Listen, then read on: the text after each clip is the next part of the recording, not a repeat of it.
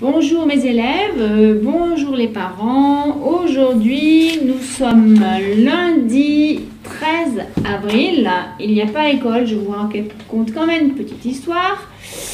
Et donc, hier, nous étions dimanche 12 avril. C'était Pâques. J'espère que vous avez pu avoir des œufs au chocolat au moins dans votre maison. Donc samedi, il n'y avait pas école, donc pas d'histoire. Je barre la journée de samedi 11 avril, dimanche 12 avril. Samedi, nous étions le 27e jour de confinement. Donc dimanche, nous étions le 28e jour de confinement. 28, 2 plus 8. Et aujourd'hui, lundi 13 avril, nous sommes donc le 29e jour de confinement. 29, 2 et 9, 29. Donc, je reprends mes petits cure-dents. 2 dizaines, 20, c'est 2 dizaines. Donc, 20, 2 dizaines, 2 paquets de 10. Nous nous étions arrêtés un samedi où nous étions le 27e. Donc, 27, 2 paquets de 10. Plus 7 unités. 1, 2, 3, 4, 5, 6, 7, 7 unités. Et aujourd'hui, nous sommes le 29e. Donc, je rajoute une unité, un cure-dent pour 28 et un cure-dent, encore un cure-dent pour une unité pour 29. Donc 29, 2 dizaines et 1, 2, 3, 4, 5, 6, 7, 8, 9, 9 unités. 29 cure-dents pour le 29e jour de confinement. Aujourd'hui, je vais vous raconter une histoire de graines encore, une si petite graine d'Éric Carle. Vous vous rappelez, c'est celui qui a écrit La chenille qui fait des trous. Une si petite graine, Éric Carle. C'est l'automne, le vent souffle. Il soulève les graines de fleurs au-dessus du sol et les emporte. Parmi elles, il y en a une qui est toute petite, minuscule. Est-ce qu'elle parviendra à suivre les autres? Et d'ailleurs, où vont-elles toutes ces graines? Clément.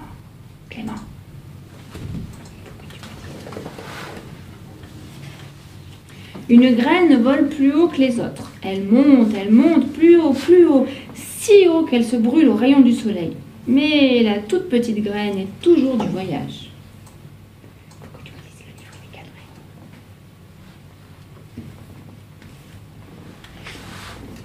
Une graine atterrit au sommet d'une montagne couverte de glace. Là-haut, la glace ne fond jamais. Elle ne pourra pas s'enraciner. Les autres graines poursuivent leur chemin. Mais la plus petite est un peu à la traîne.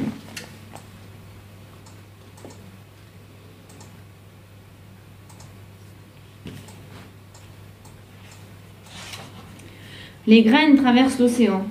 Une graine tombe à l'eau et coule. Emportée par le vent, les autres continuent. Mais la plus petite ne vole pas aussi haut qu'elle. Est-ce que vous la voyez, la petite graine, elle est toujours là?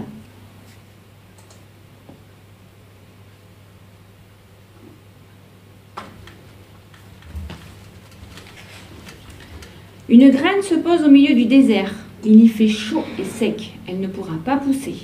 La toute petite graine vole presque au ras du sol maintenant. Mais le vent continue à l'entraîner. Ici encore une petite graine.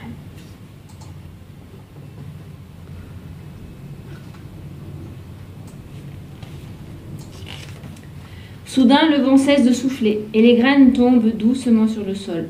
Un oiseau arrive et picore une graine, mais pas la toute petite. La toute petite.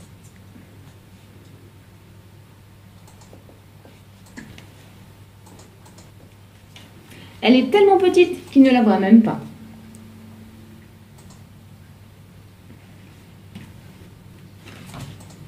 Pendant l'hiver, les graines se reposent de leur long voyage. La neige les recouvre d'une couverture blanche. Dans le sol vit aussi une souris. Comme à la fin, elle grignote une graine pour son repas. Elle ne remarque pas la toute petite graine qui dort tranquillement.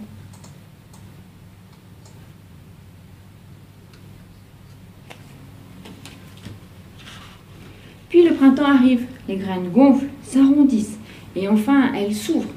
À partir de ce moment-là, ce ne sont plus des graines, ce sont des plantules. D'abord, elles plongent leurs racines dans le sol, puis leur tige sort de terre, leurs feuilles se déplient et elles commencent à grandir. Est-ce que c'est ce que vous avez vu vous aussi en faisant vos expériences? Mais il y en a une qui pousse beaucoup plus vite que les autres. C'est une mauvaise herbe. Elle est déjà si grosse qu'elle empêche le soleil et la pluie d'atteindre la plante qui pousse à côté d'elle. Alors la plante meurt étouffée. La toute petite graine ne s'est pas encore réveillée. Bientôt, il sera trop tard. Ah, enfin, elle se décide et lance vers le ciel une tige fragile.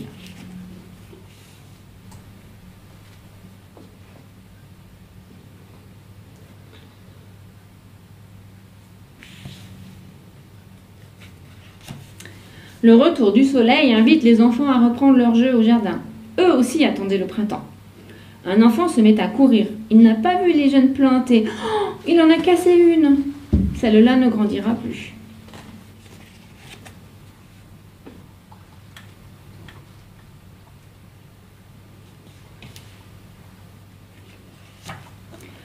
La petite plante, née de la toute petite graine, pousse à toute allure. Mais sa voisine pousse encore plus vite. Elle a déjà 7 feuilles. Bientôt, un bouton se forme, puis une fleur. Mais qu'est-ce qui se passe?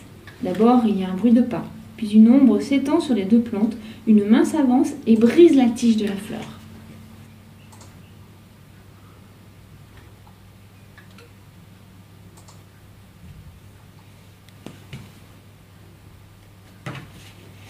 Un garçon l'accueillit pour son ami.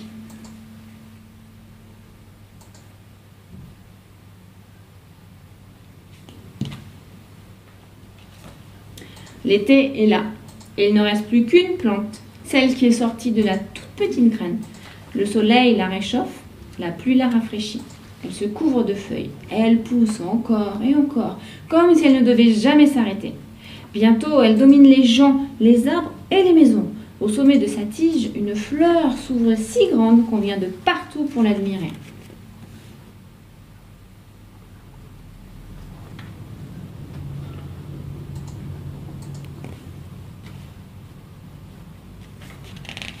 Tout au long de l'été, oiseaux, abeilles et papillons s'empressent autour d'elle et n'ont jamais rien vu d'aussi beau que la fleur géante.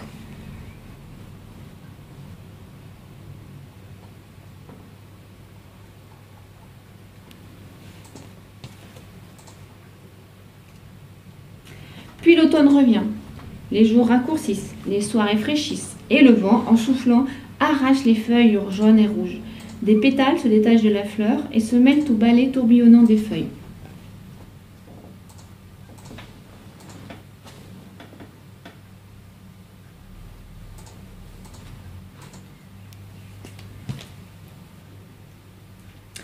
Le vent souffle plus fort. La fleur, qui a perdu presque tous ses pétales, se courbe et penche sur sa tige. Le vent souffle encore plus fort. Il secoue la fleur encore et encore. Alors, du cœur de la fleur, un tas de petites graines se détachent, que le vent emporte aussitôt.